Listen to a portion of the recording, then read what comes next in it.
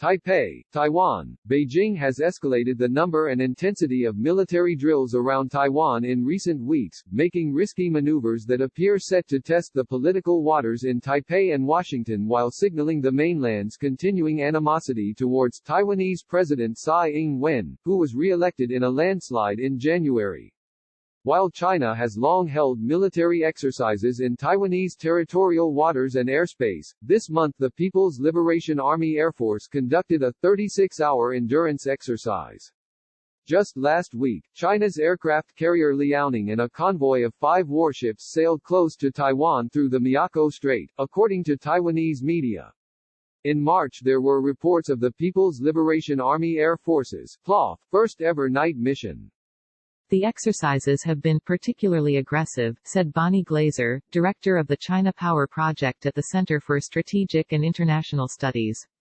These are definitely intended to send messages of intimidation to Taiwan and test Taiwan's air defenses to see how long it takes them to identify that they are incoming, to scramble the aircraft in response to see how well Taiwan's pilots fly when they are intercepted. The PLAAF's night mission in March crossed the median of the Taiwan Strait, an unofficial maritime border between Chinese and Taiwanese territory. China's Communist Party claims sovereignty over Taiwan, formerly known as the Republic of China, although it has never governed the democratically run island of 23 million.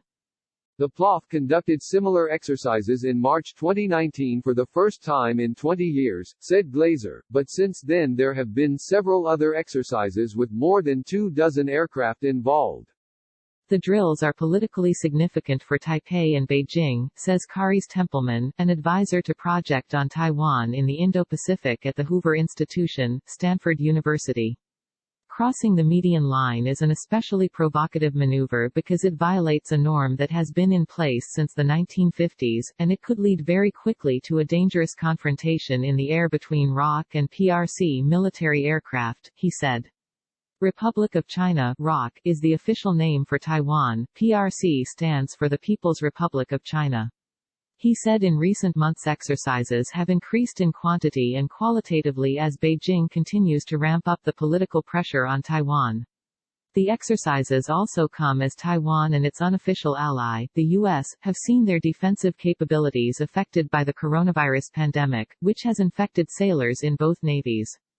One thing we've been paying more attention to in the current situation is China seems to be testing the water and see how much they can do to threaten the government of Taiwan and see the potential response from the U.S., said Yao Yuan Yi, the assistant coordinator of the Taiwan and East Asia Studies program at the University of St. Thomas in Minnesota.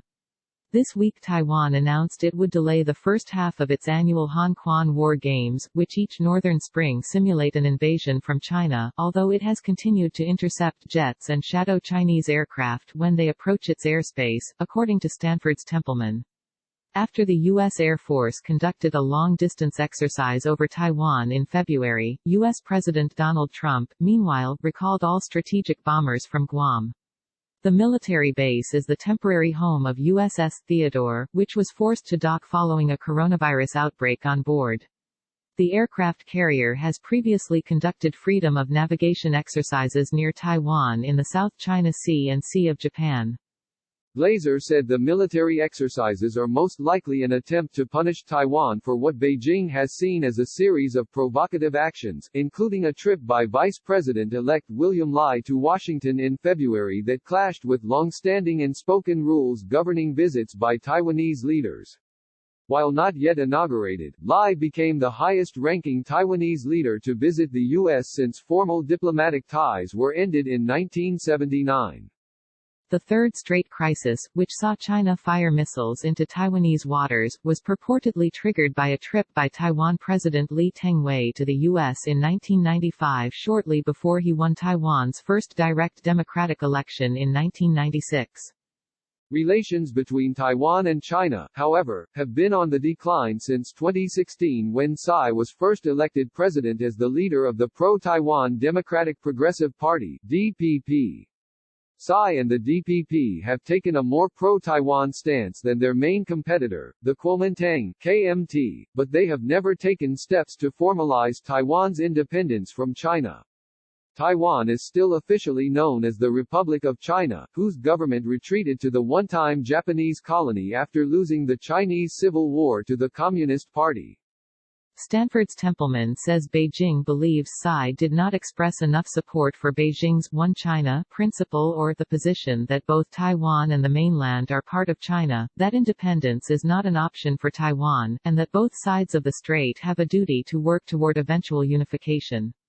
Beijing indicated very quickly after her inauguration that Tsai needed to do and say even more to reassure Beijing that she was not a closet independence supporter, or else they would cut off communication and start pressuring her administration, and they did, he said.